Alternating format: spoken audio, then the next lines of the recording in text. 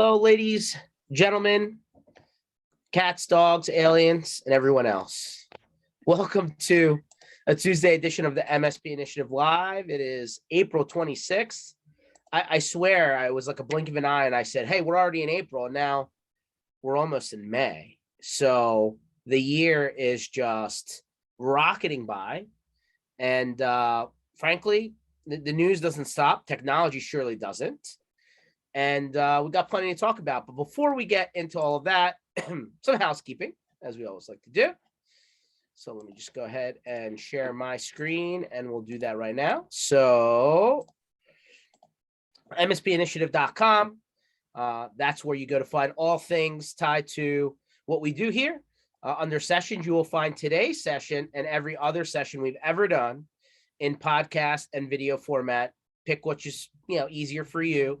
Some people love driving and listening. I surely would suggest not watching and listening, but I digress. We'll have our giveaways online later on, and then I think in a few weeks from now.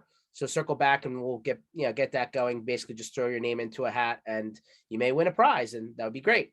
We have 3 confirmed upcoming community block parties, although they're not until the back end of the year, which at this rate will be at sooner than you think. So stay tuned on those announcements. We'll list all 3 shortly. And then lastly, and this is where I was just at last week, is the Channel Strong Tour. So the last one was, we just wrapped up. The next one is going to be in, just pop up here, Chicago, Grand Rapids, Indianapolis, Lexington, and Nashville in the middle of May. And if you happen to be in the Northeast, we're doing the first part of the Northeast in June, right behind it. So that's like Virginia, Maryland, Jersey, Philly. So if you happen to be in any one of those areas, click on Channel Strong. If you're an MSP, register or throw your hand up in this form, and we'll get you the final registration link to jump on board. So was really fun last week to be on the road with the team, and plenty of stories. I mean, there's no dull moment. Trust me. If anything, we have more stories than we probably couldn't share than we could. But I digress. Today we have Eric and Cristina from Egnyte kind of co-hosting with us. Lots of things have happened, guys, since you guys were last on. I'm sure probably the first thing that's going to come out of my mouth in terms of things to talk about. But appreciate having you guys on. I mean, I see you guys have been on the road quite a bit, so I'd love to hear, before we get too deep into the weeds, how are things? How's the road feeling? And does it feel like 2019 all over again? Definitely. I like being on the road. I think being face to face with everybody being excited, like the networking is not the same online, obviously. So for me, it's been a pleasure. Obviously, it took some time to get used to bringing the extra mass and all those things that you needed to be on the road. But now I think we're pros. Hi, Eric. How do you feel about, I mean, as frequent travelers as you are, I'll throw my hat in the ring. Feels nice. No masks. Yeah. Really.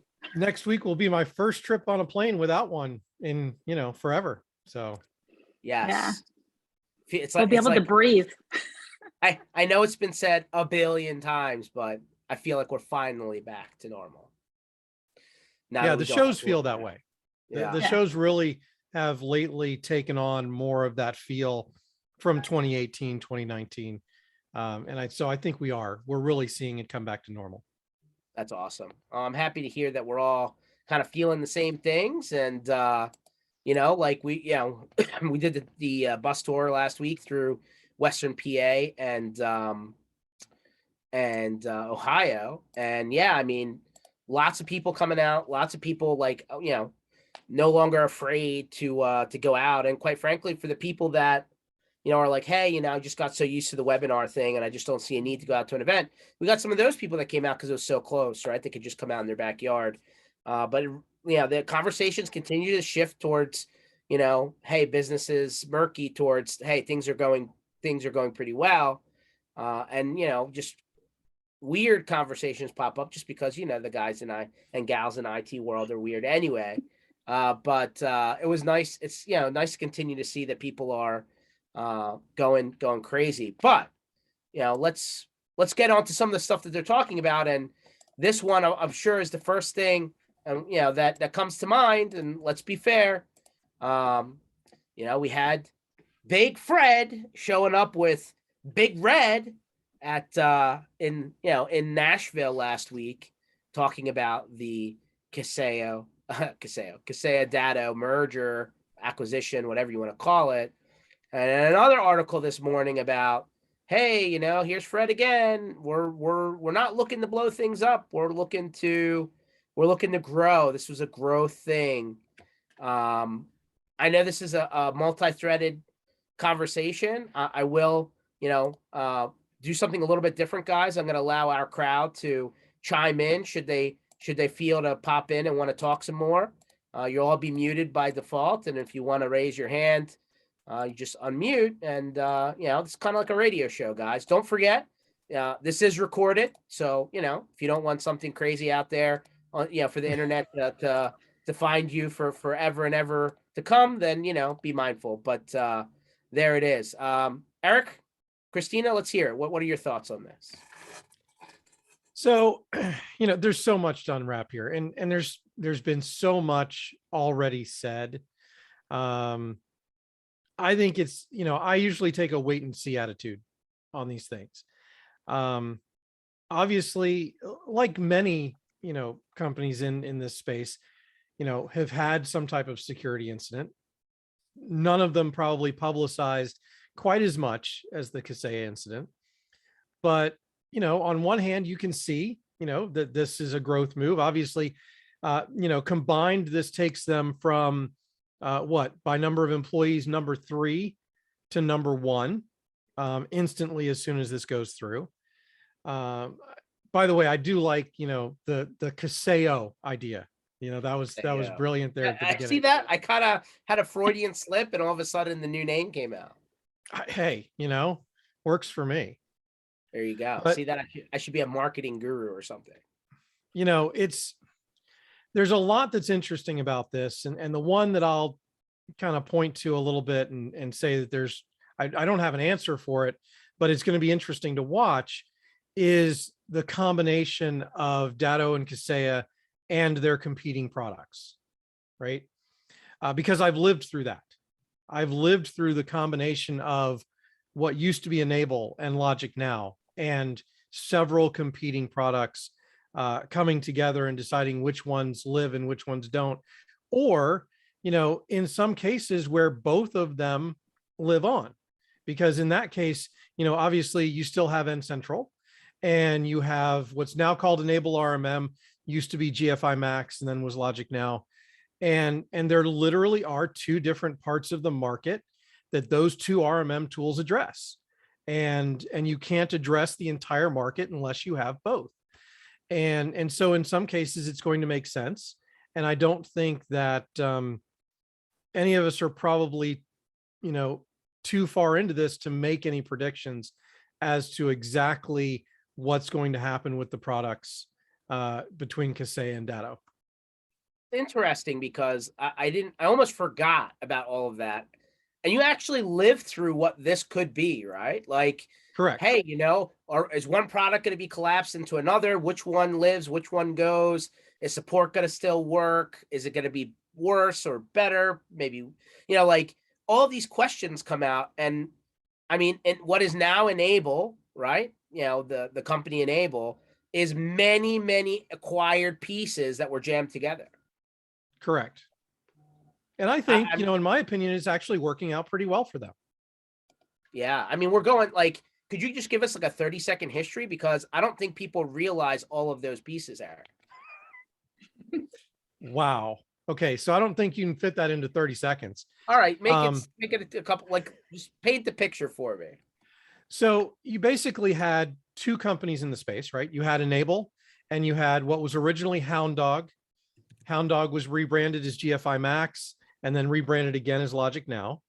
At some point, SolarWinds bought Enable, and then later on bought Logic Now.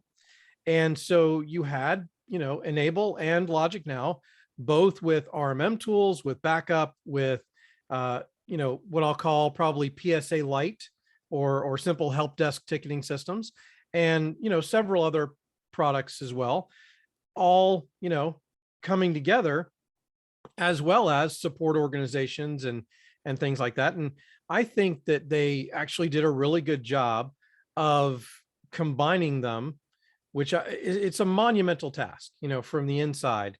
It's just, you're taking so many pieces and you have so many great people on both sides that you want to get the best of both worlds. And yes, sometimes that means like with service desk, and I forget what the product was on the enable side, but we had to choose between the two of those because those were very much alike. They didn't address two separate audiences in the space. They were literally duplicates. So, one had to go. Obviously, with what is now Enable Backup was Logic Now Backup, and was IASO before that, out of the Netherlands. So that was an acquisition of an acquisition of an acquisition. And, obviously that product kind of came to the top. But when it came to N Central and RMM, those two products, because they work very differently, they appeal to two different ends of the market. And so it was very logical to keep both of those and market them specifically to the two different sides of the market. So let me ask these questions, because like these are the things that keep on coming up, right? How did they handle, customers that were already on those products when they merged, right? Were they forced into, were their terms grandfathered? Were they able to keep, paying whatever they were paying? Did their pricing change? Like, how did all of that get handled? Or was it product by product, were there differences? It was a little bit different from product to product, but overall it was a kind of a long transition. So people were allowed to move slowly. They didn't have to move right away. And so in terms of transition, I think it was as painless as possible. Obviously, there will be people who disagree, but, I think in general, they made it relatively painless. Whenever you have something like this, whenever you take something away and replace it with something else, there's work to do. Whenever you have a transaction like this, there are going to be price changes for the most part. And, sometimes they go up, sometimes they go down. Most of the time they go up. But that's the trend in general, right? We're seeing, just because of inflation, prices are going up on just about everything right now. I'm booking airline tickets today and they are ridiculously expensive right now. Right. So, yeah. Yeah. It's almost like the mask tax, right? They took the mask away, they added more money. Yeah, but is there a legitimate reason for this price increase? I don't see any legitimate reason.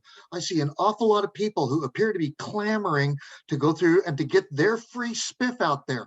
Ever since the government started handing money out here, everybody thinks that they need a lot more entitlements. That's something that I'm particularly frustrated with. In regards to the airline price tickets going up?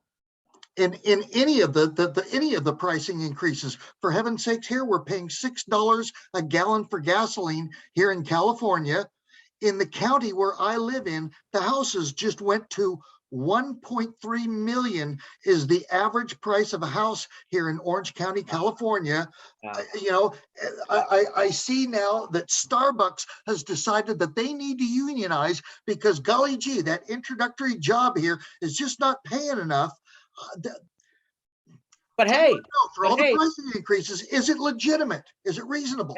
Probably a lot of it's not legitimate. But hey, Elon Musk just bought Twitter for $44 billion. I mean, that's a nice, nice transaction there. I mean, yeah, but he could afford it.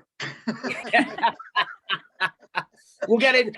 Well, it's funny, as I continue to pick Eric's brain, I read a lot of news, and my feed, I have like a couple of apps that like kind of condense a lot of things in the feeds for me. And I saw one of the articles about Elon and Twitter, and like you start to hear these users saying, "Hey, I may go on Twitter, I may go off Twitter," and it's like, and then I may just wait and see. And I'm like, man, this sounds exactly like the Kaseya Data transaction, right? Some people are going to leave, some people are going to stay, some people are going to wait and see, and it's like, it's like the whole story Xerox, but just in a larger sense. Yeah. So let me ask you this, Eric. I mean, for the products that were so similar that they had to collapse one and decide which one lived or died, how did they transition? Like for the people that did make it through a transition rather than leaving, how did that process go? So the main one was from Service Desk to, and I wish I could remember the name of the product. It's just been too long now. You know, they gave them, I think it was a year and a half almost to transition. They created a migration path for them to be able to do that, so that they weren't, you know, retyping data and things like that. So they made it as easy as possible. It's never going to be perfect, but they really did put a lot of effort and time into, you know, trying to make it as seamless as possible. Sure. And like, how did they handle pricing? How did they handle terms? Like, did they just say, "Hey, you're gonna come over, it'll be exactly the same, you're good to go"? Or I'm sure that didn't exactly happen that way. Yeah, the pricing was very similar, so that wasn't too much of an issue. There was some, you know, there was a little bit of a difference, and there was some, you know, but those are all worked out on a deal by deal basis. Okay. So right now, and listen, I get people, you know, send me messages all day long. Right now, as of yesterday, the conversation from the inside people at Datto to the existing Datto bases, we don't think there's going to be any major changes in the foreseeable future, but we just don't know. And that may be totally true, but it's very uneasy when you hear, "I don't know." I mean, I assume what was was that the same messaging when you were when you know when you were going through it on the other side, or it just seems I appreciate if that's the actual answer. We just don't know, but that doesn't necessarily, that's not the great answer. So for us, it was a little bit different, right? Because it was private company to private company. So there was no, you know, announcement ahead of time. I think what's happening right now with Datto and Kaseya, because it involves Datto being a public company, this transaction is not going to actually happen until probably Q4. Yeah. So they literally don't know right now, because there's so much that they can't do yet until the transaction actually occurs. Yeah. So that is a legitimate answer, probably. correct. Yeah. For now, that is a completely legitimate answer, in my opinion. Okay. So let's flip the script for a second. What does it feel like to be like the ambassador for company A going through all of this? And then like, yeah, like people always ask, like, what does Rob Ray feel like right now? Right? What does that team feel like right now when they're like, they really can't even say anything? That's pretty much how it feels, is you can't say anything, because, you know, obviously there are rules around it. There are all kinds of things. I think, you know, like I said, there's so much that they don't know. It's almost a little bit easier right now because there's literally nothing to say, because they don't know how this is all gonna to fall out. And so I think it's difficult, right? Because you don't know what is going to happen, and there's a lot of questions, and there's a lot of what ifs, and I think we just need to wait and see at this point to see how this starts to work out. As we get closer, as the transaction actually closes, we're going to know more. Yeah. So Brian types in here, Kaseya has Unitrends, which is a competing product, right? To Datto. Depends how well it is going for Kaseya.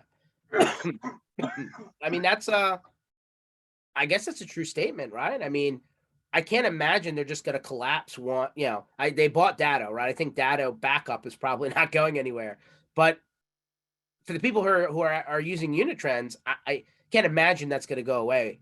And if it does, not overnight. Well, you know, here's the thing to look at first. There is a reason why MSPs have chosen Unitrends over Datto. And I have a hard time believing that it's just because they are complete Kaseya fans. I mean, there are those, and you know, completely legit. If you like Kaseya, not a problem. But if you looked at it analytically, there was a reason you chose Unitrends over Datto, and those reasons haven't changed. Just like there are MSPs who chose Datto over Unitrends for specific reasons. The clients are different, the environments are different, so different tools for different jobs. So Walter, who's been coming to these shows for a long time. Thanks for continuing to chime in here, Walter. He says Datto has a larger line card on hardware. For a second, I was like, is that true? No, hardware? Yes, probably right. So they are buying more than just a backup solution. There's switches, there's wireless, there's routers. I mean, obviously they have other software solutions as well. I mean, I hope some people hope that the Datto networking line kind of resurrects itself, because right now it seems like it's impossible to get anything from Datto networking. Like they've, like other than the one newest wireless solution for the APC, wireless 6, Wi-Fi 6, you can't get the switches. You can't get the, the other things. They did shut down the power, solution. I don't know how many people were buying it. It's probably why they shut it down. But, I hope that they resurrect the networking line, because right now it seems like it's nowhere. Yeah, I never really, messed with the hardware side of Datto very much, but a lot of people who did use it seem to like it a lot. So maybe they're just suffering the supply chain issues that everybody else is. Yeah. Well, From an MSP standpoint here, I liked the hardware side of things. If I went in and I agreed to pay the monthly fee for the thing for 3 years, I got the hardware for free. Yeah. I got Darren, who's probably our most vocal person on the topic, chiming in. He said, on a plane, but feel free to pass on my thoughts.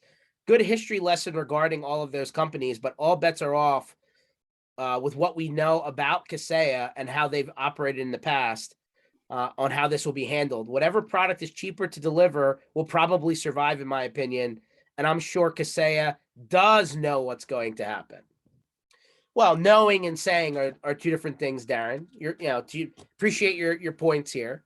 But they probably are going to have to wait until this thing is all wrapped up before they can come out and say, here's the game plan. Well, okay. So on one hand, he's not wrong, because Kaseya knows what they want to do. Mm-hmm. They would not go into this not knowing what they want out of it. Mm-hmm. 6.2 billion. I sure hope so. Right. But they can't actually start taking actions on it until the transaction closes. Sure. Well, Creekcore comes in and says they're going to sell off Unitrends, in my opinion. What happens if they do that? What happens if they sell these parts off before they even finish the deal? I mean, that would tell you. Well, that's interesting. That would be an interesting situation. Yeah. I would think they would probably wait until afterwards, but usually when consolidations happen, and I've said this for many times now, even on these sessions, Eric, and please counter me if you don't think I'm right. If you look at Autotask and Datto, if you look at Continuum and ConnectWise, if you look at any of the Kaseya acquisitions, if you look at, back to your point, your experience on the SolarWinds and then Enable and whatever, it's like an 18 to 24 month swing, right? I mean, it takes that long to figure out, what do I have, who do I have, and what do I want to do, right? It doesn't happen that quickly. Right. And nobody wants to lose partners, right? So they may not do the right thing in your eyes, but they are really trying to make sure that they retain as many partners as possible, because that's where their success comes from. Yeah. It's interesting because these are multi-product companies, right? We talked about networking. They're still, from a Datto side, right? So you have Datto BDR, Datto SaaS backup, Datto networking. You have BitDam, which was their, email, security solution that competes with other products. And then you have their, they bought this company that, handles kind of EDR, MDR, SOC, that kind of thing. So there's a lot of pieces there, right? And, of course, there's still Autotask and there's still the RMM solution. And so a lot of people are like looking now and they're saying, do I even need this RMM solution? Can I just go straight Microsoft? Can I go just straight Apple and then not have to worry about some of these bits and pieces? And like, sure, I think a lot of people are thinking about the customer facing services right now, Eric. And then like secondarily, they're talking about what they're doing internally. Yeah. So, you throw an interesting dynamic in there because we are seeing Microsoft and Apple start to come into the management side of things, right? Into a lot of the things that we use traditional RMM tools for. So that's just going to be an interesting market for the next couple of years as those two behemoths, kind of start to evolve their products and really start to compete with the functionality of RMM. Yeah, I think RMM is going to go through an interesting, like the next 24 to 36 months. The idea of an RMM may be completely different than what it is right now. So a couple of chats in here. If I remember right, this is Brian. If I remember right, Datto uses products that are readily available as licenses. In some cases, right? I think they've changed a lot. Like a lot of the pieces that were underneath the hood, they've since built their versioning of them, Brian. But to your point, for the last many years, some of their licensing has been off, publicly available stuff that they kind of packaged in. They said they might decide to replace it in their stack with Unitrends components, make money on both sides. Well, to that point, Brian, I mean, if they own something, they'd rather use that than if they have to license something from somebody else, right? I mean, there's certain things, right? Like, for example, I think every RMM player has some sort of antivirus, anti-malware, endpoint software, security software that is either skewed underneath of the platform or rebranded or white labeled, or maybe it's just resold. There's something there. I mean, if they own it, I would see, obviously they would benefit to use their own licensing, their own software than to borrow from somebody else. I'm sure you're going to say not all things are created equal. 100% right. This coming back to the strategy of, hey, if I'm Kaseya, and I've said this a couple of times, I'll say it again, you don't need to go out into the marketplace. I have it all. You buy the whole stack, and then you just decide what you want to use. Versus, hey, I'm going to go pick the products that I think are the best in each category, and I'm going to spend the time as an MSP to figure out how to integrate those in with my stack, right? It's competing theories for the same line items. Obviously, Kaseya would love you to buy everything from them. I'm sure that's the model.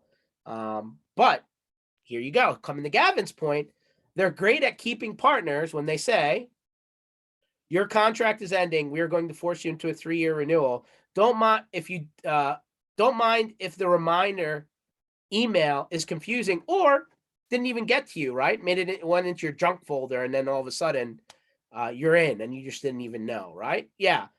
I think to that point, Gavin, and I've heard some of the Kaseya people come out and say, hey, they need to do better jobs, training their salespeople on how to explain these terms. But I don't disagree with your point, Gavin. I think, like if it's, hey, we've changed our terms, and if you pay your next bill, you've now in this 3-year contract, you didn't realize what's happening. I don't think that's the right way. I would think most people would say that's probably not the preferred path. I hope they don't do that. And, since they have done that in the past. And I think that is the scary thought, Eric and Christina, right? Everybody thinks, well, I'm just going to go with the story I know versus a story I don't. If they've done this before, could they do it again? And should I be looking for something now because I'm not going to have enough time if I wait? If they come out with this as the reality, it's just too much to do in a short period of time. What's your opinion? That was an awful lot, George. It's not that much. I mean, listen, it's simple as this. If the terms change on the date of the transaction, to if you continue with us, here are the new terms in which you proceed forward, and you don't agree, you really only have two options. No, I don't want to move forward, or yes, I do. The problem is, depending on what you have with them, let's say you had, I'll even be conservative, 40 to 50 customers with Datto BDRs out there. Okay, that's not unreasonable. That's a realistic number for a lot of people, right? Could you replace those in 30 days if you did not want to move forward? Hypothetical. I'm not even saying that's what you should do. I'm just saying hypothetical. If that's what somebody wanted to do, that's a lot of truck rolls in a short period of time to keep your customer rolling, right? It absolutely is. So there are logistical, things there. I think that, again, they're in their self-interest. They are hopefully motivated to do what's best for the partner. And And I think this brings up a larger point, right? Because I think everybody can agree that there is a big culture difference between Kaseya and Datto. And so I think there's a really big question hanging out there of which culture is going to be the prevailing culture once the merger takes place. I mean, depends who stays, right? I mean, because we've already seen Gavin says his money's on Kaseya. We've already seen people leave, right? A lot of people going into and going out of things, right? They're like, hey, I've reached my mission, right? Like I did what I came here to do. Now they want to go on to a new challenge. Some people say, hey, I like it here. I want to keep on riding with this, because this is where I started. And, I really love the solution or the product, whatever, right? So, at the end of the day, I think a lot of that comes down to people, right? And who stays usually the absorber, I feel, is the one that usually prevails, right? Because it's like, we're bringing you into our culture and now you kind of have to adapt. Because I've seen that a lot. When I worked at IBM, I was part of the marketing acquisition team. Acquisition meaning helping the people that we acquired integrate into IBM. And it was always a very, very frustrating job on the part of having to keep everybody happy and telling them, hey, you have a certain amount of time to find another job or another role. It was always messy. And obviously, as you probably all know, since IBM is a big giant, the IBM way was the only way. So I kind of see Kaseya in the same light, just because they're big and kind of very corporate like too. Yeah, you're probably right. I'm taking a snippet out of an article here. One of the ones I showed earlier said, and this is Fred, it is much more profitable for our customers, our MSP partners, constituents. I don't know why constituents made sense there, to buy products from Kaseya that are 30, 50, or 60% less expensive on a 3-year commitment, when that price will not go up, than to buy a competitor's product that is 30, 40, or 50% more expensive and rising 10 to 20% a year. So I guess his opinion is, hey, I'm going to give it to you for a less expensive price if you commit to a longer term. That's not unusual for SaaS land. But there has to be a choice, right? If I want to continue on those new terms or not, right? I think that's the big gripe, if you would. George, I've been thinking a lot about that particular pricing thing, and I was listening to a lot of people who are griping about, I bought product A. Product A didn't turn out to be something that worked into what it is that I was trying to accomplish on the thing, and now that Kaseya has got so many different products under their belt, I was wondering, okay, so how about if we go through and I say, I will commit to a $1,000 a month, $500, whatever it happens to be, spend with you, and let me select from the product groups. So I have a little bit of freedom to say, hey, you know what? I really thought that product A was going to do what I needed it to do. It didn't work out for me. However, I was also thinking about product D that you have here and possibly incorporating that. If they gave you the flexibility of jumping in between the different products, as long as I maintained my agreed upon spend with them, I mean, ultimately, isn't that what it comes down to? Is how much revenue I'm generating for the company? Do they really care whether I'm buying bottles of milk or packages of cookie? Yeah, Brent, you make a great point. And I've not been in that situation or known anyone who, I think there was one person in a call or two ago that said, yeah, as long as their revenue didn't change, as long as Kaseya was still charging you the same or more, they were willing to move things around. I haven't seen that myself, but I haven't been in that situation. But if they do allow for that, then that's in their benefit. I think, I'm sure the answer is, and I could be wrong, but I'm sure the answer is, well, as long as you're maintaining your spend or going up, they'll do probably whatever you want. It's when you're trying to go down, from what your spend is probably where they're going to try and flex a little bit. Well, it's also to the time commitment in the thing here. Okay, you want to lock me into this 3 years? Okay, well, at least if okay, I'll agree to that. But because I'm going to do this, give me a little bit greater buying power for my dollar, and give me the flexibility to go between different departments within the grocery store. Yeah, instead of continuing to extend the new term every time you change something. I mean, it's kind of sounds like Southwest and transparency. I love that, by the way. Great marketing. Or like, it's like, hey, like I want to move my flight to something else. And they're like, yeah, sure, move it. And like, no change fees, no cancellation fees. You can just move around. I mean, if they adopt something like that, I'm sure that would help maybe make it feel a little bit better than probably what's happened in the past.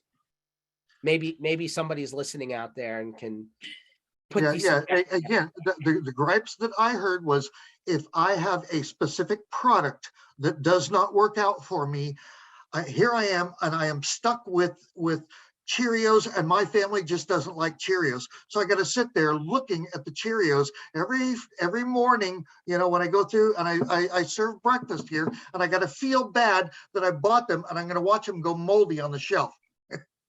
Fair point. I mean, it's Let worth me getting trade my actually. Cheerios in for Honey Bunches of Oats.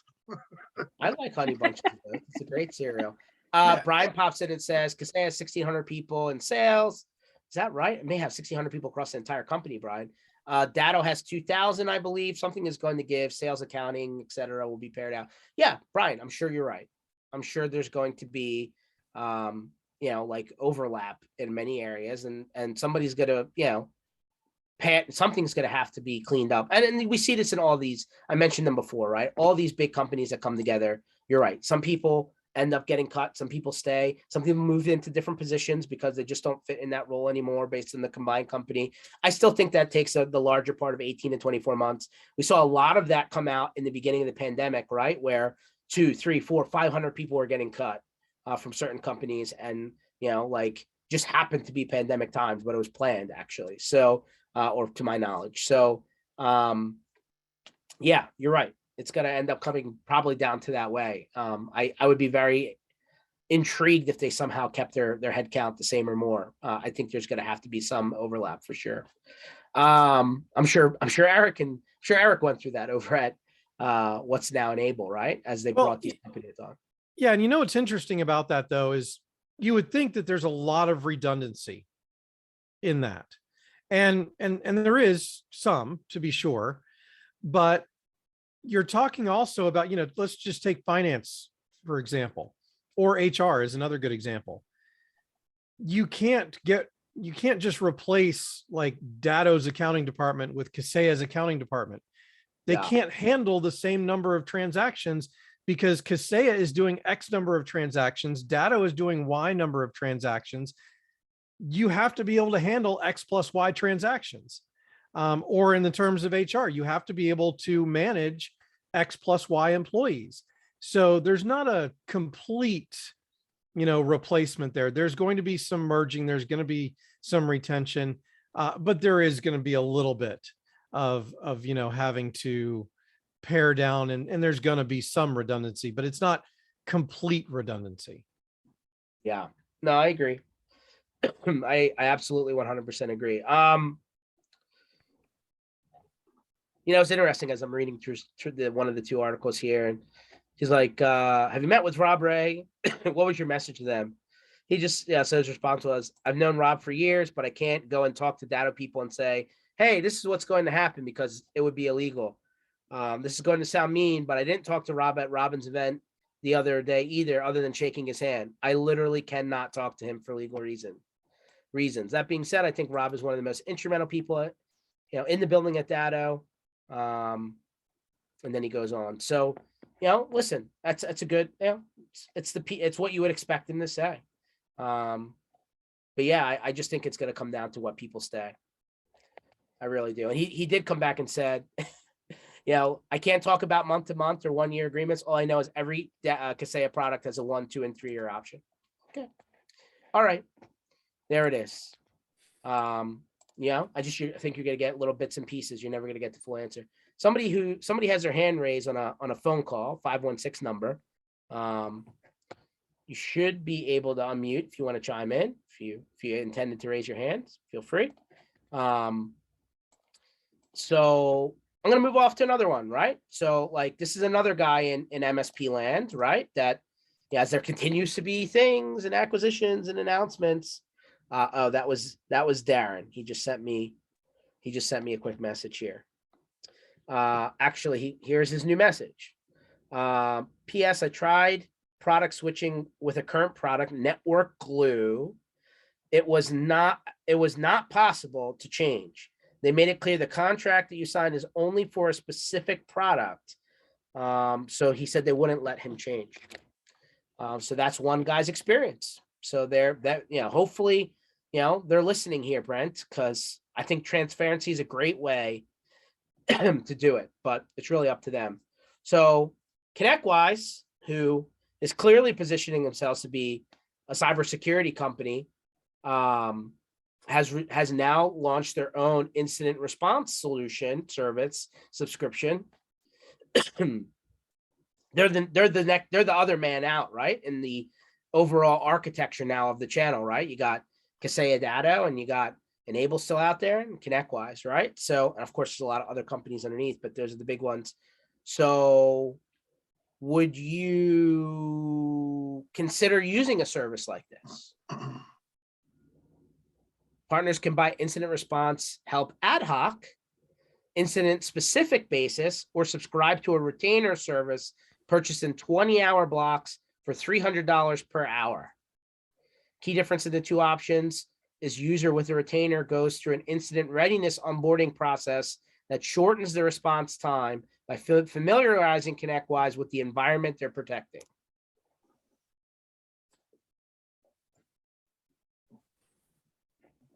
Thoughts? We keep on hearing about people being afraid of putting too many eggs in one basket. Security is a big one. Would you rather have an outside company who just does security, or would you be willing to work with a company that you may already be doing business with who's adding this new product? Yeah, so this is Brian. I'll make a quick comment here. So we use ConnectWise for ticketing and so forth, for our support teams and so on. But we've got a fairly substantial security practice. We're a big data, reseller as well.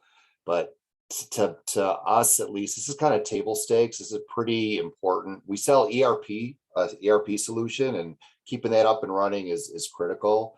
At least, I guess, from our company standpoint, we probably wouldn't feel really comfortable outsourcing the security element, for a number of reasons. ConnectWise is a great company. We've enjoyed working with them, but I just don't think that we'd be on board with doing that. Okay. Walter chimes in and says, this is why I joined a security co-op. Walter, what's a security co-op? Would you mind sharing exactly what that means?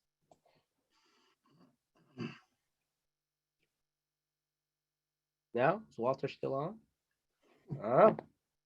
Oh, here we go. He says, where I own part of the company. Ah, I see. So let's say a bunch of MSPs came together. They started a new entity. Everybody fronted a piece. You get a percentage of equity in the company as an owner. And now you've started a security firm. He says, Data Guard 365 Co-op. Okay. That's interesting. Why not? That's an interesting approach. See, Brian's company started on their own because maybe they had the resources to do it. Maybe Walter's like, I don't have all the resources to do it, but I can kick in and we can start something new. Entrepreneurship at its best. What do you think, guys? So I think this is, for ConnectWise, I think it's an early entry into something that's going to be an opportunity that's still evolving. But I think that, what we're seeing here is, Brian has already, he's doing it himself, which is great. We have some MSPs who have transitioned more into the security space, have become capable MSSPs, right? We have MSPs who are outsourcing this type of work, their SOC work, that type of thing, to other organizations. There's plenty of them out there. And I think that this is, based on things that are happening out there, we have more incidents than ever. We have the new legislation about reporting requirements. things like that are going to make this more and more important over the next couple of years. And I think people are going to find different solutions for it that work for them. And I think there's going to be a lot of smaller MSPs who $6,000 is not the end of the world, right? 20 hours times $300 an hour. It's not the end of the world. It's not unaffordable, and it will give them the facilities if they were to need it in order to handle an incident like that.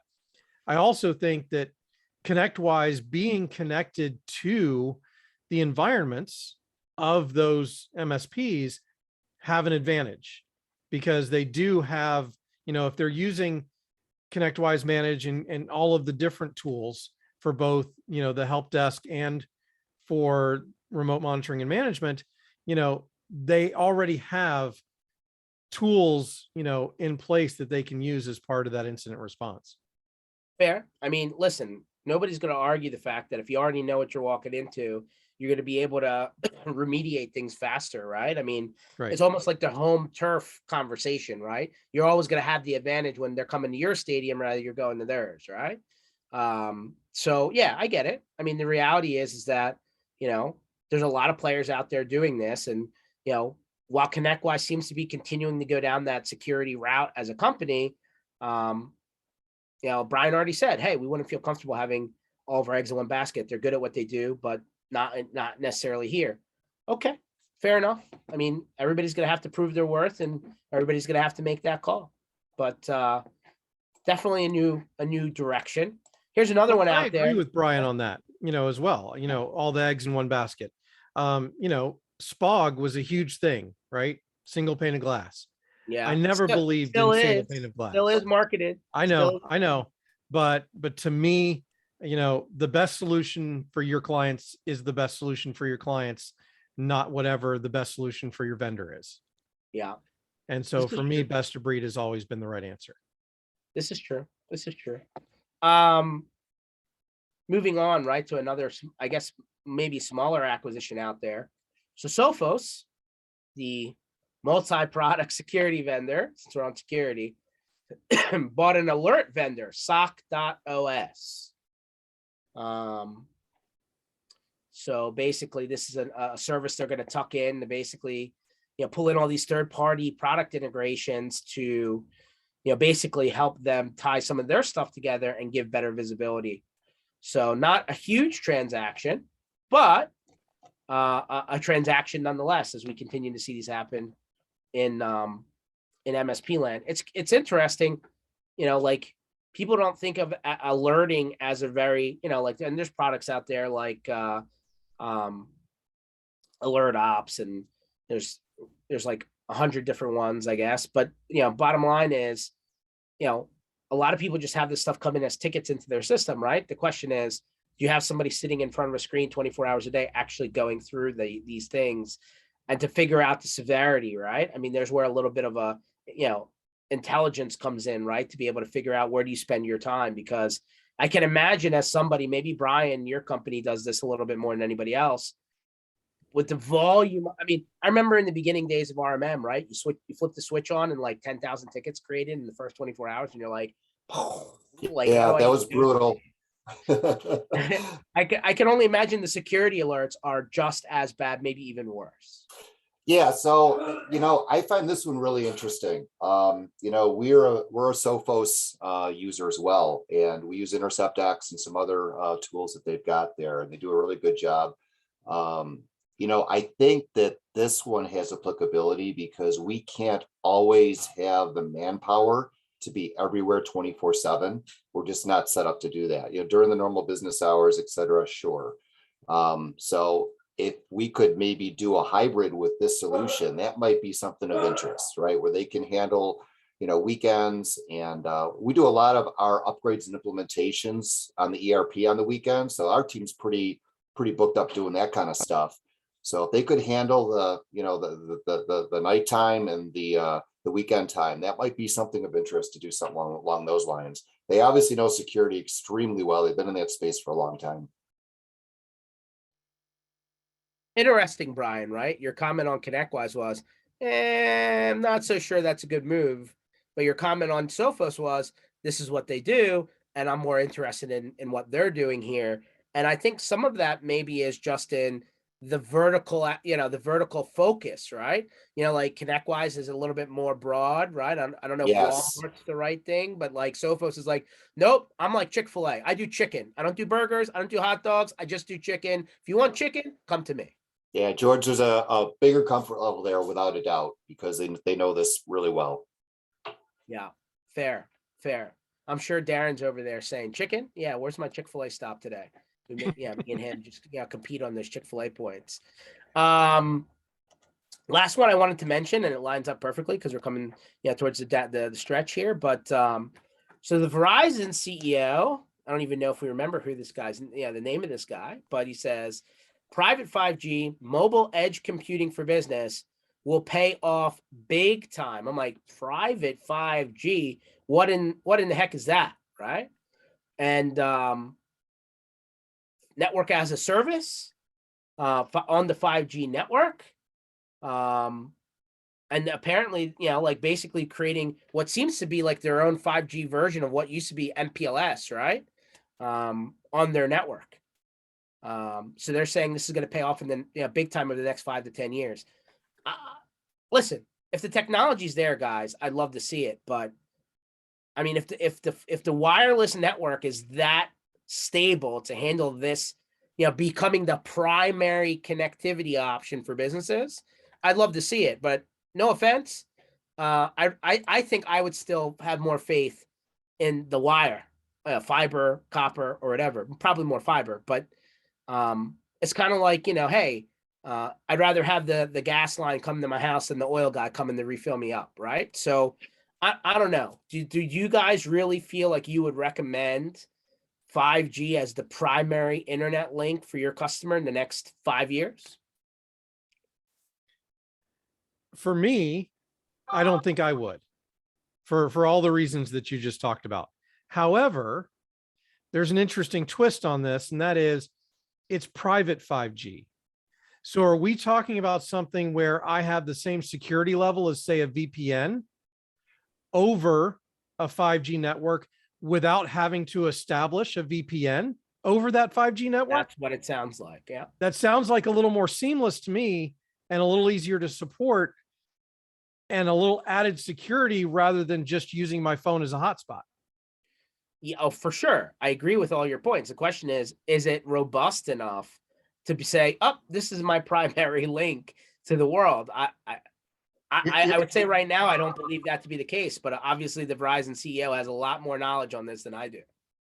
George, I was just recently at a plumber's who they moved from one location to another location, and we were wiring their office up. And the guy hands me, they go through and they mail the router to the location and stuff like that. So I go through and I get all this stuff set up, and I'm sitting there and I'm waiting for them to go through and to put in the line to run over to the router. And the owner calls up and says, hey, Brent, you need to finish up your stuff. They got the thing running in here. I go over there, look, there's no wire over there. They're running the router over the cellular. This is from Spectrum, okay? And there is no freaking wire. They've got to have some kind of a pole and in some kind of very close proximity or something like that to this. But I was blown away. This is what they are offering to customers out there. That's the first time I had seen that, and I sat there and I argued with the guy. Look, I got to tell you, man, there is no way they have to run a wire, and the guy's saying, dude, freaking look at my browser here. I'm getting web pages, and I was like, okay, I better start looking at this a little bit better. I was kind of embarrassed. I just always was under the impression that the cell phone towers just do not have enough bandwidth for every single subscriber to be on simultaneously. So like when I'm using this as my primary business internet connection, that makes me uneasy, right? I mean, listen, we've all had customers go and buy something or we're sold something, and then we walked in the door and say, what's that? This is another scenario where, I'd be like, hey, man, just to make sure we have it on the record so that you heard it from me, and I'll send you an email or whatever you want, so that like we can go back to this later on. But like, this is not the good idea for you. Yeah, I'd be interested in knowing what the quality of that connection is. I mean, there's so many variables, right? When I went through and I did a speed check on there, and they were getting a 10 by 10 connection. You know, this is for a little 3-man shop, you know, where typically only one person is going to be on it at the time, you know, and they're running their phones through that too, though. No, I don't. I imagine how many service requests you're going to get on this. I can't imagine. I would get 0 because they're buying it from Spectrum. Well, hopefully they don't have a managed services agreement with you, my friend, because you know that call's coming if they do. Well, we're in the last 5 minutes. Eric and Cristina, do you just want to do a quick, quick idea on what Egnyte can help the community with? Well, so Egnyte is I don't know if everybody knows, because hopefully, you know, a lot of them have heard me talk about it before, but, you know, it's a cloud file sharing solution that works like an on-premise server. So it gives everybody their map drive letter back, the NTFS style permissions. And then we have a lot of features, functionality that we can add on top of that for data compliance, data governance, all of those types of things. So if you're interested in those types of things and are looking for a solution to replace the siloed data, you know, that you are dealing with when you're using Dropbox, Box, things like that, we have an MSP Summit coming up, and I'm going to segue to Cristina to talk about our MSP Summit that's coming up very soon. Yeah, it's coming up on May 12th. So what is it, like a couple weeks now? Not even. And we have a nice lineup this year. We do it annually. It's virtual. Maybe someday it'll go in person, but right now it's just virtual. And we have a bunch of different sessions, some of them with Egnyte SMEs, some of them with Egnyte partners that are, you know, in industry, leading the industry in some areas. So we have CompTIA coming in to have a security session. We have Tiffany Bova. If you don't know her, she's a growth evangelist for Salesforce, and she's going to be our lunch keynote, and she'll be talking about business growth and customer experience and how to differentiate your business to kind of keep growing and being different from everybody else. She's really neat, and we got her books. So anybody that attends that session will be getting her book on growth IQ, which is really neat. And yeah, there's a lot of sessions. So I'm going to drop the link into the chat for everybody. The agenda is live already, obviously, and you can sign up. If you're in the US, like most of us on the phone, I suppose, are in the US, we're also doing a happy hour. And we have 3 breakout rooms. So depending on the kind of alcohol you like, you know, like if you'd rather do bourbon, you get to go to Eric's room. If you like margaritas, you come to my breakout room. There's another one that's wine and non-alcoholic if you don't drink. So yeah, so we have a lot of fun stuff going on, and I have someone on my team, Lucy. She's going to be running with me some fun prizes that you win at the break time. So there's a lot going on. I'm excited about it. So please check it out. If you haven't heard of it, take a look at the agenda and the speakers and sign up. It's a free event, so dedicated to our MSPs. Awesome. Sounds fun. May 12th is my birthday, so maybe that's a extra surprise for me. Come join me for some bourbon, George. Exactly. Bourbon sounds fantastic. And Cristina, if I could ask a quick question, would Egnyte be an excellent replacement? Should the data workplace be one of the things that gets axed in this Kaseya transition? Sure. I'm not sure about that. That's Yes. a question for Eric. So absolutely it would. And in my opinion, because it replaces the on-premise server more identically than Data Workplace does, I think it's a great solution, especially when you're moving somebody that's used to using an on-premise file server, because it works on Monday after you've migrated them, just like it did on Friday before they left. Interesting. There you go. Look into it if that's something that you're interested in. I'll be looking into it. Yeah. So yeah, Eric, you can find Eric and Cristina pretty easily online too. LinkedIn, Facebook, probably LinkedIn. Shows. We'll be in Chicago next week. There you go. If anyone's going to be in Chicago for, what is it, Channel Pro? Channel Pro. Okay. Next week. Or like I said, every social media platform that's probably in front of you, you'll find them. Except TikTok. Remember, I don't do TikTok. Nobody Yes. uses TikTok. Nobody uses TikTok. Well, guys, we're going to continue to talk about current events as we progress through 2022. I'm sure more interesting things will come about.